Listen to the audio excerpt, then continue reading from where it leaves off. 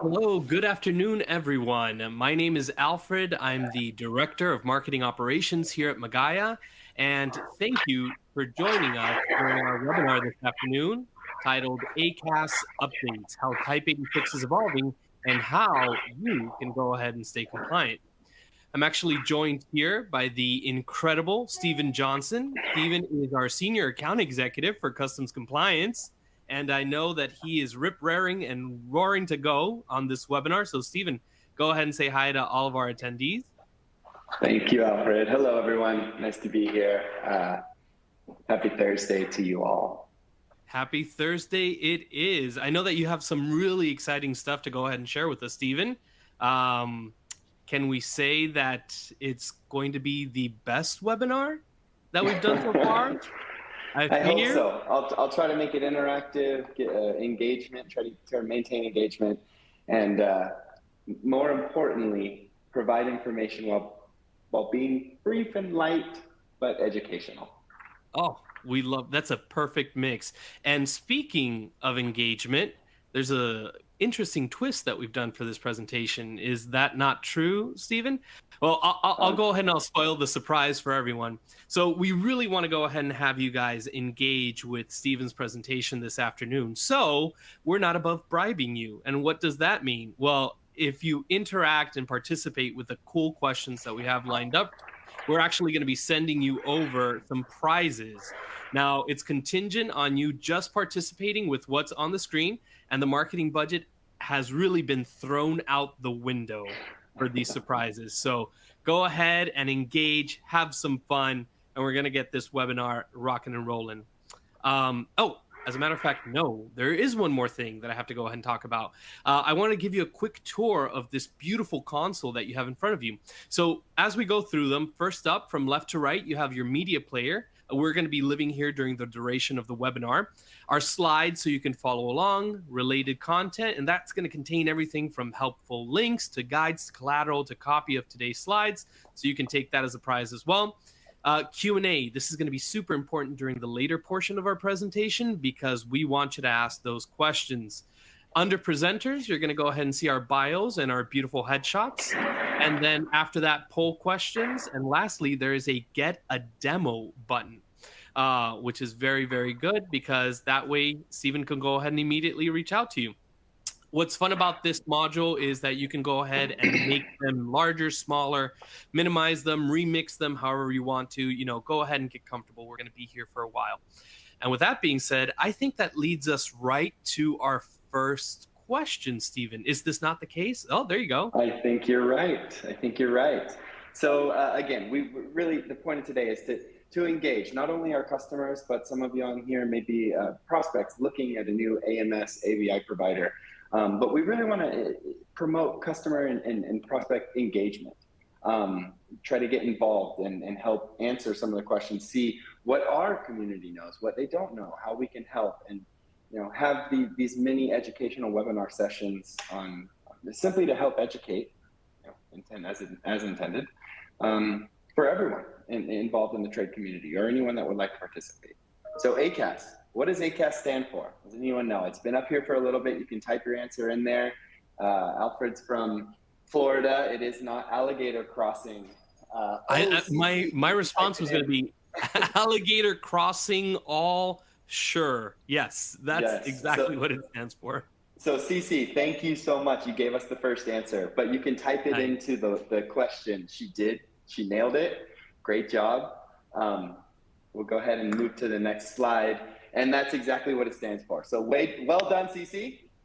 You get the first prize. Air Cargo Advanced Screening. And we'll talk a little bit more about what that means here in a little bit. But let's move on to our next question. So ACAS, which mode of transportation is it going to be required for? Remember, you can type your answer straight into your answer here. It doesn't have to be into the chat. But thanks to CC, I think everyone should get it. Is it going to be rail, truck, vessel, or air? I was about to say, I feel like the first question was kind of a hint, wasn't it, Stephen? Yeah, just a little bit. You just It's said those everyone's wheels gonna walk turning. away with a prize. Yeah. Those wheels turning. All right, I'll move on to the next one here, Alfred. So this question is CC once again nailed it in the Q&A chat box. So when do the new ACAS requirements take effect? And when I say new ACAS requirements, let's focus on vague descriptions. Does anyone know? You can give the month, you can give the year, you can give the month, date, and year if you'd like. If you do know that one, great. If not, I'll give you guys the answer a little later.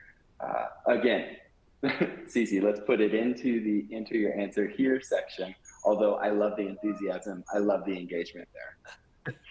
So does anyone know? Is it going to be, was it already, did it happen in August? Is it, continuing in November? And there could be some conditional answers here. Who do I see on the list? Amy Gomez, don't be shy. I'm not in the chat, but I want to see your answer here. All right, we'll go on to the next one. So who's ultimately responsible for ensuring that the ACAS is on file?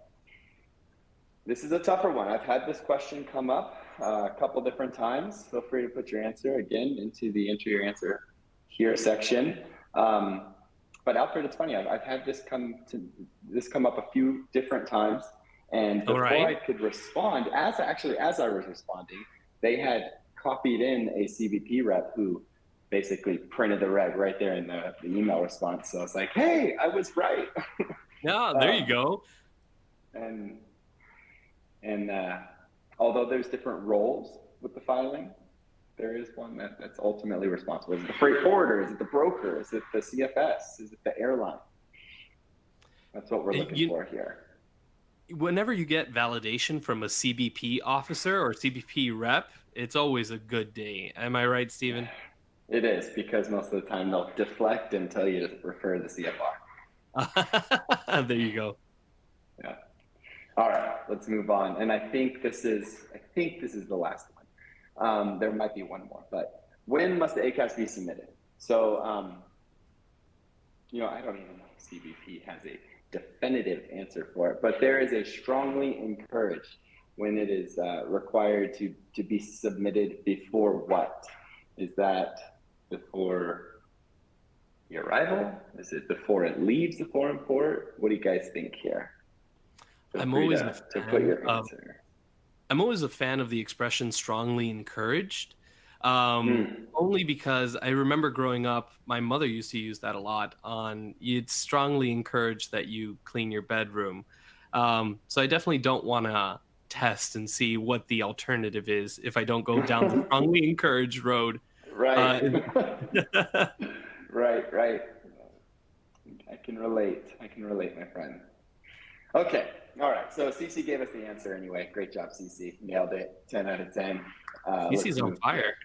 She's on fire. She knows. With the company name 86 Express, you got to be, right? Right. So ACAS, or the Air Cargo Advanced Screening Program, what does it do? It essentially evaluates air shipments for threats to aviation, right? There's messages describing upcoming shipments, and they're sent to DHS, Department of Homeland Security, in advance of the cargo departure for the US. So that question, when does ACAS need to be submitted? Before it's loaded on the plane. That data that you're sending through ACAS is jointly reviewed by CBP as well as TSA, and it's to identify threats, high-risk cargo. ACAS returns messages or different acknowledgments to the submitter, as well as any holds that may be placed on the shipment. So a submitter is someone with an originator code, and an originator code is a 7-digit alphanumeric code that a filer or CFS with the firms can acquire or obtain through AirAMS and ACAS letter of intent submissions. And that's what essentially establishes you as an entity that's able to submit to customs is that originator code and participate in AirAMS or ACAS. And as I mentioned before, the ACAS filers, which could be brokers, could be forwarders, et cetera, whoever has that originator code, they're encouraged to send that data as early as possible to avoid disruptions. Generally, yes, before it's loaded onto the plane. And I have seen in the past, Alfred, I've mentioned it to you too, Yeah, that I they won't remember. even load the cargo on the plane, right? Hey, this isn't on here. Boom, get it out of here. And what happens? Money lost. So Exactly. There's nothing worse than not having your cargo loaded on the plane. I mean, it's pretty bad whenever I'm asked for my check-in to, not be loaded on the plane, or I'm sorry, my carry-on. They're I like, knew what does you meant. anyone want to strongly encourage that you check in your carry-on? So it's Yep, kind of that same scenario there. exactly, exactly. Um, so what's changing with ACAS? There's new data fields that are going to be required, and in this webinar, I think Daniela had shared a hyperlink to the ACAS implementation guide. And if you refer to that ACAS implementation guide, section 331 of the guide will show you the required data elements that are going to be essential for submitting when you're participating in ACAS submissions. And then there's recommended data elements, which are, again, here comes that what Mama told you, right, Alfred? There you go. Strongly That's it. encouraged. The information Strongly that's encouraged. strongly encouraged to be submitted, and that's found in section 332 of that ACAS implementation guide. Some of the information that's changing or being added, and you want to make sure that your ABI, your AMS, I should say, AMS providers, ACAS providers, do have the ability to upload that information into whatever upload format they have or offer currently, which we do, and we are enhancing it as well whenever the new mandates come out. But some of the information that's going to be required is, quantity, right? I think I actually have a field here. Yeah, the next There slide you go. is what's going to be required: the quantities, the weight, the cargo description, consignee info, of course, shipment control number. These data elements are an absolute requirement. But then there's other conditionals, like I told you in 332 of the ACAS guide, that's going to include IP address, right, of the submitter, the URL of the e-commerce platform, or marketplace, I should say, where the goods were purchased, shipper consignee email information. All of this information strongly encouraged to be submitted before that shipment leaves. However, there was a question about vague descriptions earlier, and right now you may be receiving warnings. You may not, but as of November 12th, unless that's changed, which I don't believe it has. I haven't seen the CSMS, but if it does, again, of course, we'll update everyone here. So I see, Gaston, you have a question. It's a good question. I'll come back to that one at the Q&A field, but it's a great question. But rejections are going to start going live for vague descriptions on November 12th. Right now, I think you get a warning, but that message said, hey, they may have already pulled it. That's the beauty of customs, right? They're consistently inconsistent, so sometimes it's tough to keep up. But the warnings are set to expire November 11th, and the required vague description information is something you want to have, which I'll talk about a little bit with validations, with why you should choose various providers. So Steven, who's ultimately, yeah, go ahead. No, I just wanted to mention that I feel like we have a missed opportunity here for this webinar, because I think we should have started off by saying that strongly encouraged was the secret word of the webinar, yeah. And everyone could. Yeah, that was gonna right. at the end of this opportunity. Yeah, absolutely. One. Whoever can count how many times we said strongly encouraged also gets another prize. Yep, and it'd be on top of everything else. Exactly, the winners or the participants of the quizzes. There you go. I love it, Alfred. I love it. So who's responsible? The filer's role, right? Forwarders, brokers are typically submitting the data, right? The shipper information, the consignee information, etc. But ultimately, and this is straight from CFR, I believe it's CFR, but it's the carrier who's ultimately responsible. If no one else can present that information, the carrier needs to present that information. So that was one of the answers there. And Alfred, I'll let you take it from here, and then I'll turn over for the last couple. Well, yeah, no. So essentially what we've done is we've level set I feel like, Stephen, you've provided us some incredible information about all these changes that are coming. And so, obviously, since we are sponsoring this webinar, one of the portions of it is why you should consider Magaya. So, we've already seen the challenges, some of the questions, and we want to show you now how Magaya can be your partner in driving growth and efficiency in your operations, especially when it comes to something as complex as customs compliance. So, back to you, Stephen. Thank you, Alfred. So why us? Let's do a little bit of the pitch portion of the webinar There you while go. keeping it educational. Let's try to keep it educational. But why Magaya? Or why your other ABI vendor? Why Magaya over that vendor? Well, one reason we do here at Magaya, we support all AMS requirements, whether it's air, truck, ocean, and then as it relates to ACAS, we do have an enhanced upload option, as well as an additional enhanced upload option that is currently under development, but none of the data elements from that are required right now to be submitted. But we do support that both with the upload as well as through our support team, right? So you can ask, hey, what do I put into this field? We'll help reference through the CMIR and which data elements specifically to put in those fields. But we are updating, maintaining, and ensuring that the compliance is there for our filers with their AMS and ACAS especially, which ultimately leads to Type 86, right? You do these air shipments for e-commerce shipments, or the air AMS, sorry, and ACAS transmissions for air commerce shipments. The information, the data flows from one to another. If you've used our system for that, you know that. And we're storing some of the data on the back end to transmit it with the entry, even though it's not necessarily required on the AMS. HTS, for example, not required, but we allow you to upload it so we can store it and submit it with the entry. Lightning fast entry submission. So you can submit your entries very quickly. We have a new dedicated queue specifically for release with Type 86 shipments that helps our filers get their responses as quickly as possible. Now, if it were up to the trade community, that would be lightning fast like this, right? But unfortunately, it doesn't work exactly like that. But the team does a really great job at constantly maintaining and improving that response time, specifically with the recent release of the new queue with our 3461 release shipments. And then automation. So I talked earlier about the Excel uploads for current, conditional, as well as potential ACAS data elements that need to be uploaded via Excel, but then we have an open API for it. So we've got that API that can connect with your system, your customer's ERP, your customer system, can provide you with the API specs, your team can do the mapping.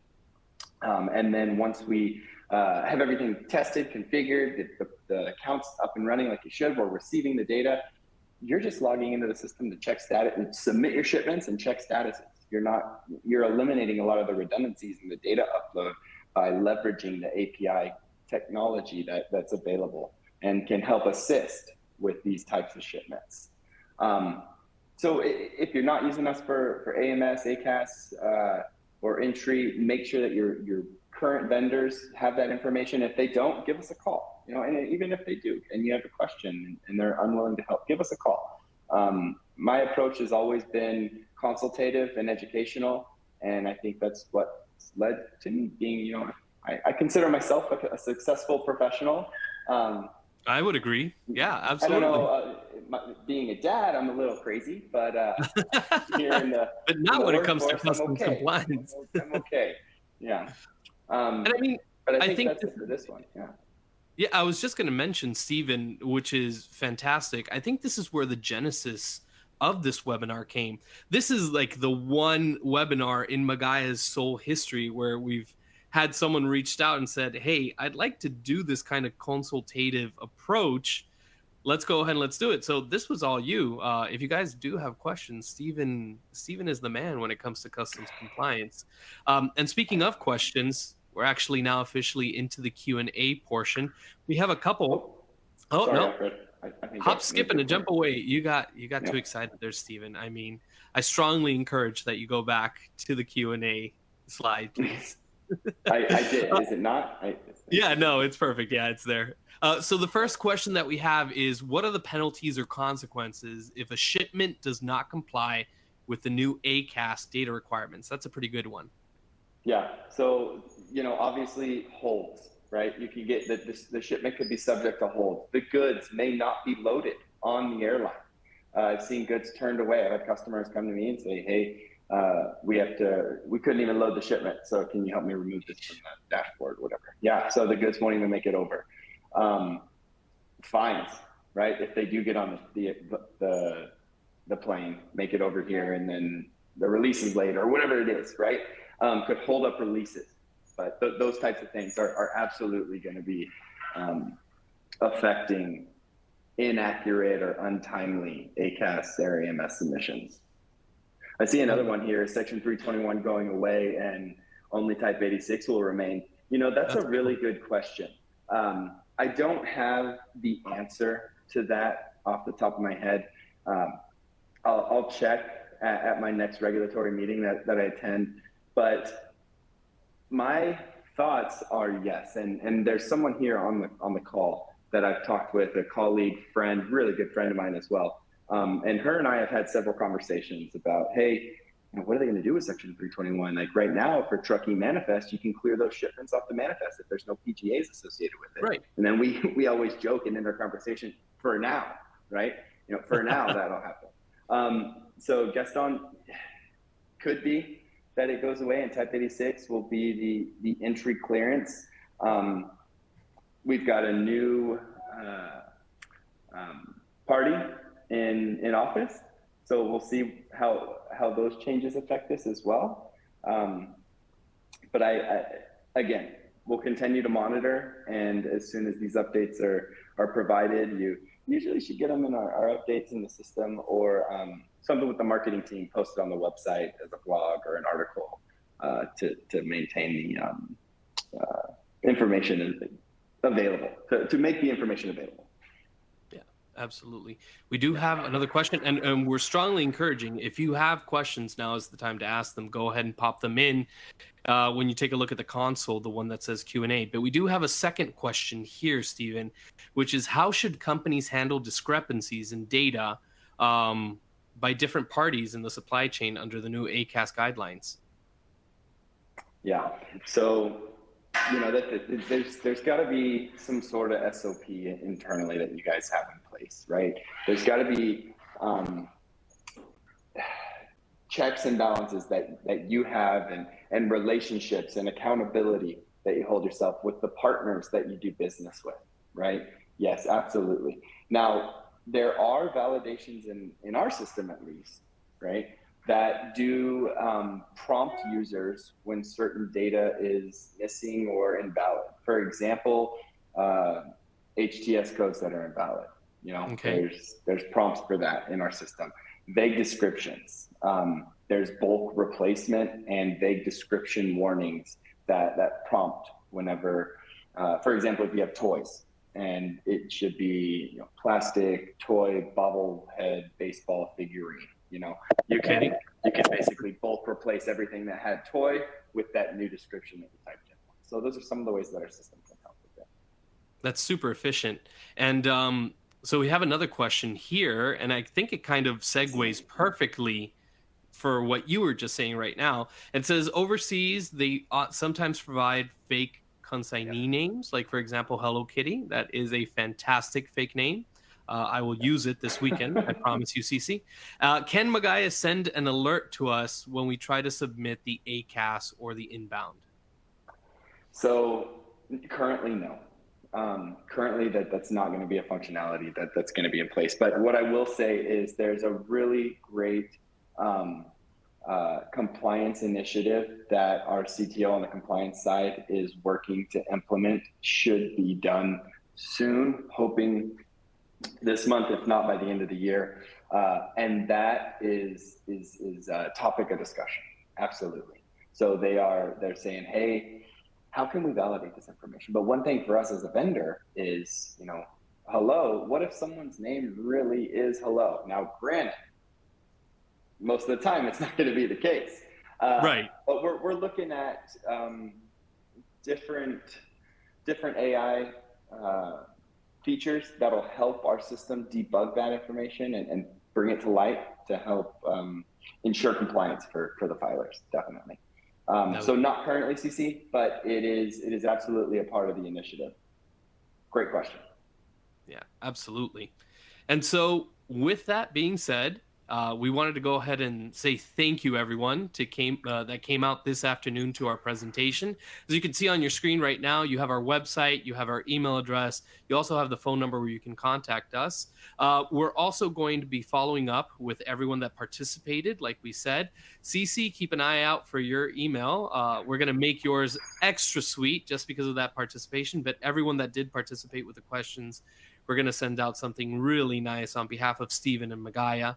And with that being said, all right, signing off, Stephen. Thank you so much. I just want to say thank you, Alfred. Thank you to the marketing team. You guys haven't heard from Daniela. Thank you, Daniela. She put together this whole presentation. The whole marketing team did a fantastic job. This was exactly what I envisioned. I hope it was helpful, educational to you guys. I hope we kept it light and fluffy enough, but helped engage and educate meaningfully. So again, Alfred, thank you. Daniela, you're a rock star. Ed, thank you for letting me work with two of the greatest in the biz.